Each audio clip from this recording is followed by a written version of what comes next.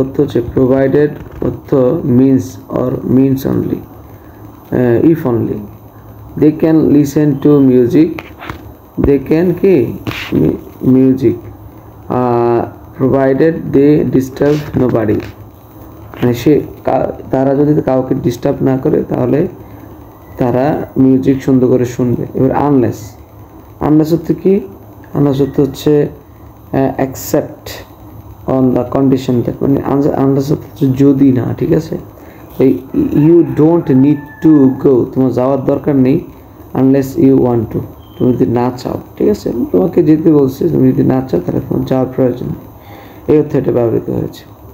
Since is used show result মানে ফলাফল দেখানো, ঠিক আছে। অর্থ হচ্ছে যেহেতু, সিন্স আই সি ইউ, যেহেতু আমি বিষয়টা দেখছি, আই এম বেটার, ঠিক আছে, আমি ভালো আছি। হ্যাঁ, তো সো তো তাই, হু এভার সেইজ সো ইজ লায়ার, হ্যাঁ, যে যাই বলুক সে কিন্তু একটা কি মিথ্যাবাদী। ইফ তো আবারও যদি,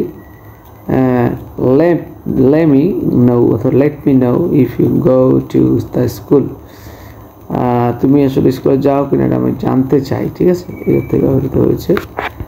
তারপরে ইয়েট তো এখনো, তো we haven't finished eating the watermelon yet, আমরা এখনো ওয়াটারমেলন খাওয়া শেষ করি নাই, ঠিক আছে। তারপরে আফটার টেলস দ্যাট, আমরা তো কি বল, হ্যাঁ, তো I can pass after the green lights is on, মানে রাস্তার যে গ্রিন লাইট সেটা অন করার পরে আমি পার হবো আর কি। হ্যাঁ, বিকজ অর্থ কি কারণ, ঠিক আছে, কোনো রিজন বোঝায়। He usually it's at home, সে বাসায় খায়, বিকজ হি লাইকস কুকিং, কারণ সে বাসার রান্নাটা পছন্দ করে, ঠিক আছে।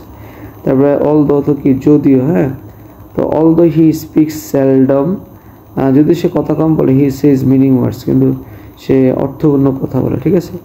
ওয়ারেস তো যদিও, কেমন, তো বা তুলনার্থে এটা ব্যবহৃত হয়। Is very funny Wares he is boring, হ্যাঁ, মানে যদি সে বিরক্তিকর কিন্তু সে মজার মানুষ।